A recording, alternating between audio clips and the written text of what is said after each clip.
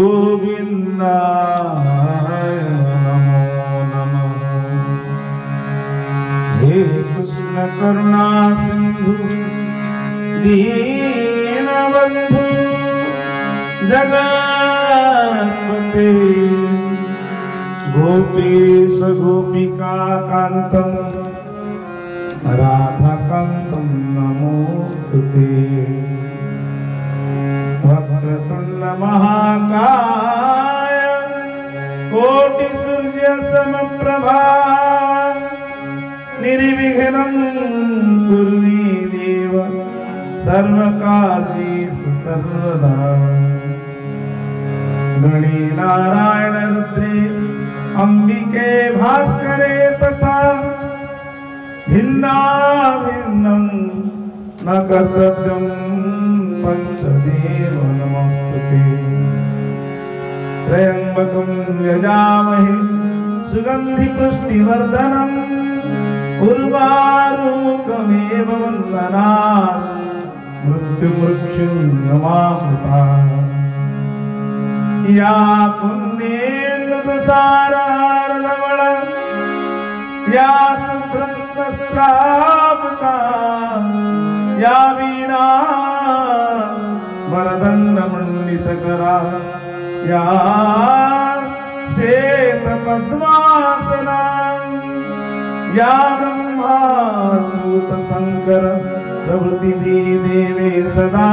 वन्दिता। श्यामा पातु सरस्वती भगवती निशेष जाड्यापहा। शरणागत दिनार्थ परित्राण परायणी सर्वसात्री हरे देवी नारायणी नमोस्तुते। सर्वमंगल मांगल्ये शिवे सर्वार्थ साधिके शरण्य त्र्यंबके गौरी नारायणी नमोस्तुते। या देवी सर्वभूतेषु मातृरूपेण संस्थिता नमस्तस्यै नमस्तस्यै नमस्तस्यै नमो नमः। या देवी सर्वभूतेषु शक्तिरूपेण संस्थिता नमस्तस्यै नमस्तस्यै नमस्तस्यै नमो नमः। या देवी सर्वभूतेषु मातृरूपेण संस्थिता पूर्णमासी रूपेण संस्थिता लक्ष्मी रूपेण संस्थिता सरस्वती रूपेण संस्थिता सर्वरूपेण संस्थिता नमोस्तस्यै नमोस्तस्यै नमोस्तस्यै नमो नमः। नारायण स्वामी की आनंद गवार। पवित्र कार्तिक मासर ए शुभ अवसर प्रभु विराजमान करछंती मंचरे एवं एक पवित्र दिन मध्यरे जहाकू आमे पाइबा पई अनेक जन्मर जो तपस्या एई तत्व को पाइबा पई गुरु परम ब्रह्मंकर आविर्भाव 1904 मसीहा ए जानुआरी मासर त्रिवेणी अमावास्या पवित्र विरजा तिथि जगत गुरु रूप आम मानकर प्रेममय ठाकुर आम मानकु निकट मध्य तांकु जानिबार जो सूत्रटी बतई देवा जगत गुरु रूप परमहंस रूप अच्युतानंद महापुरुषंकर बाणी रे तांको गुरुंकर जन्म कहवा चिल्लिकार उत्तर रे अभिन्न सुंदर नाम वही हेतु रखिबु कुमरे लक्ष्य शिष्य जो दिन पूर्ण हेब से दिन छाड़ब देह वीर सिंह देव हेतु तांकु देव ऋतु पंचभूति थुअ अनेक शास्त्र जे पुराण लिखिबे सिद्धांत वचन तार अभिरामाष्टक समस्ते पढ़िबे सर्वे डाकिबे ठाकुर आनंद गवार। आज ठाकुर रूप परमहंस रूप भगवान देखे देले गुरु रूप आसिले समस्ते देखाई घर द्वार पथे ज्ञान न कहे साक्षाते किए दीप को देखे कहला भगवान को देख किए कहला आलो को देखे भगवान को देख किए कहला पवित्र मूर्ति रे देख मस्जिद रे देख किंतु हृदय रे देखापी पुनराबार भगवान यदा यदा हि धर्मस्य ग्लानिर्भवति भारत अभ्युत्थानम् अधर्मस्य तदात्मानं सृजाम्यहं परित्राणाय साधनं विनाशाय च दुष्कृतं धर्म संस्थापनार्थाय संभवामि जुगे जुगे जुगे जुगे ए कलि जुग रे पवित्र दिन रे भगवान जन्म हेले भगवान श्री कृष्णचंद्र पंचभूत शरीर को यही माघ मेला रे त्रिवेणी अमावास्या से माघ मास रे पंचभूत को छाड़ी एवं से माघ मासरे ही प्रभु आविर्भाव होइले करमलार सुंदर ग्रामटी भईपड़ा गाँ आउ तपस्या साधन भजन करथिले ए पवित्र ब्रह्मगिरी माटीर एई पवित्र माटी अर्जुनेश्वर महादेव निकट में जेहेतु सखा रूप अर्जुन को प्राप्त होते ठाकुर कही मु जाइकी तुम पाखे तुम मानक आपणार करी तुम पंचसखा मध्य रही मुझे तपस्या करी तेणु करी ठाकुर भाषा प्रति जुगे प्रति जन्मे तुम्हें गुरु मुई तुमस्य अनादि कालरू आमे से शिष्य परंपरा रे गुरु परम ब्रह्म को तांकर चरण तले निजको आश्रय रहीचे यही आम पई बड़ भाग्यर कथा आ तांको हृदय मंदिर रे जानिसंती यही आम पई बड़ भाग्यर कथा से हृदय मंदिर जो ज्ञान देवा पई ठाकुर आसी एई तपस्या कले केते झड़ झंझा केते वर्षा जगत जननी पूर्णमासी मातांकर एठी दर्शन हेतिला ए पवित्र माटी आज धन्य होईछि पुनर्बार ठाकुरंकर भावरे समस्त जितोले संसार मोहर त्याग करके आसी एठी बसी जिवे शांति आ आनंद प्राप्त हेबे ए शांति आनंद होछि ध्यान रो सूत्र जाओ ठाकुर विराजमान करी 7 वर्ष हेई गला आ 7 वर्ष रे वर्तमान पदार्पण करूछंती एई वर्षर महोत्सव आ ठाकुर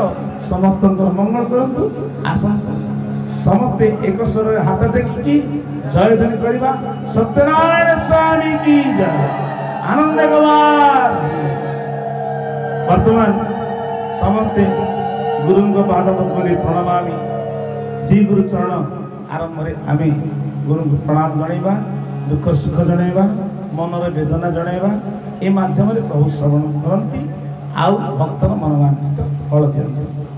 आसंतु सत्यनारायण स्वामी की जय आनंद गवार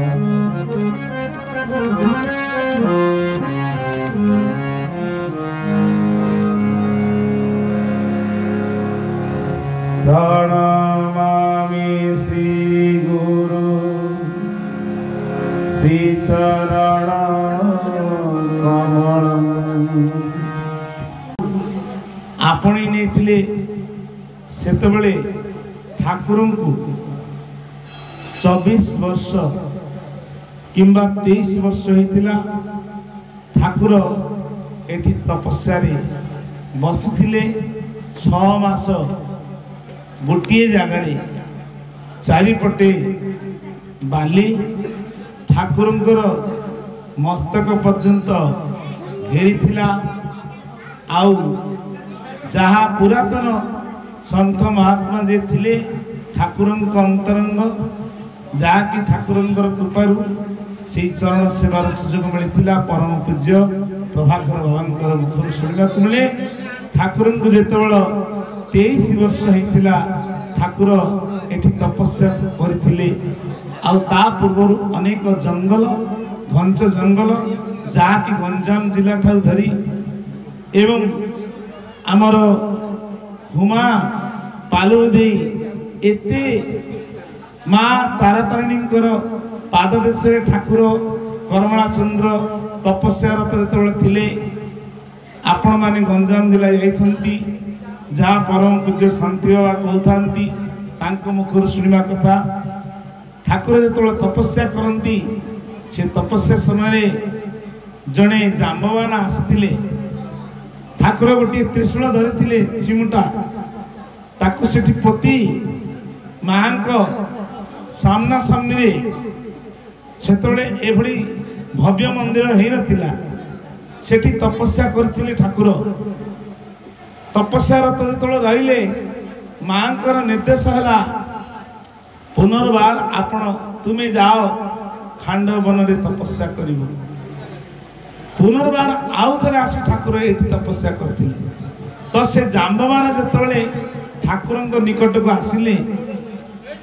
ठाकुर चाहिए आउ हस्त जोड़ी जाम्बवान महाप्रभु अभिन्न सुंदर को निजर प्रणाम निवेदन कले आउ ठाकुर को निरेख चाहिए ठाकुर मध्य जाम्बवान को चाहिए कहले तुम्हें मोर प्रत्येक जुगरे बंधु आबे भी भेट हेलो ए जंगल रे निश्चित ठाकुरंकर माने रामचंद्र अवतार रे भगवान तीन जन को बहुत अभय प्रदान करथिले जे कि विभीषण आ जाम्बवान एवं गरुड़ एवं हनुमान जी चारि जन अमर अछंती तो तुम्हें प्रत्येक जुगरे मुझे आसबि तुम्हें आसब सेठी जाम्बवान सहित ठाकुर भेट होता यही लीला क्षेत्र में जगत जननी पूर्णमासी आविर्भाव होते से समय चतुर्पार्श्व ठाकुर बाली घेरी जाइथिला जाफल कि झड़ तोफान अवस्था ठाकुर तपस्या करथिले माँ को प्राप्त होते तो से समय माँ आविर्भाव हो कहते अभिराम रूप में तुम्हें आसीच आ ब्रह्म एकाक्षर मंत्र स्थापन करिब समस्त अंतरंग भक्त मान को परमहंस तत्व दे तुम्हें पुणी तुम निज धाम को प्रत्यावर्तन करिब ए तपस्या जगह एते पवित्र ए पवित्र माटी जगत जननी माँ को तपस्या करी दुर्गांकर कोड़े ठाकुर बसी दुर्गा माधव रूप होते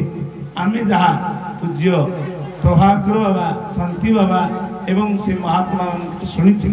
जहा ये पवित्र माटी माँ को पाद पद्म आमे तो निवेदन